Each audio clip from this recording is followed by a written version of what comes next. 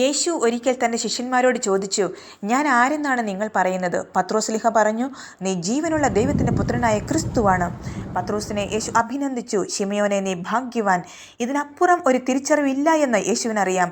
അബദ്ധങ്ങൾ പലതും ഒപ്പിക്കുന്നയാളാണെങ്കിലും വെറും മുക്കുവനായ ശിമയോൻ പത്രോസ് സ്വർഗപിതാവിൻ്റെ ദിവ്യജ്ഞാനത്താൽ അഭിഷിക്തനായി യേശുനാഥനിൽ നിന്നും തിരുസഭയുടെ താക്കോൽ ഏറ്റുവാങ്ങിയ നിമിഷങ്ങളായിരുന്നു അത്. പത്രോസ്ലിഹ യേശുവുമായി അഗാധമായ സ്നേഹത്താൽ ഐക്യപ്പെട്ടിരുന്നു. വെറും ഒരു പ്രവാചകനായോ ഒരു അത്ഭുത പ്രവർത്തകനായോ മാത്രമല്ല യേശുവിനെ പത്രോസ് കണ്ടത്.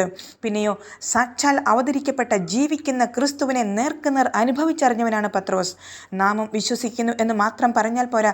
നമ്മുടെ വിശ്വാസവും പ്രാർത്ഥനയും നന്മപ്രവൃത്തികളും ജീവിത ക്ലേശങ്ങളും ഉയർച്ചകളും താഴ്ചകളും എല്ലാം ജീവിക്കുന്ന യേശുവുമായുള്ള കണ്ടുമുട്ടലിൻ്റെ അനുഭവങ്ങളായിട്ട് മാറണം.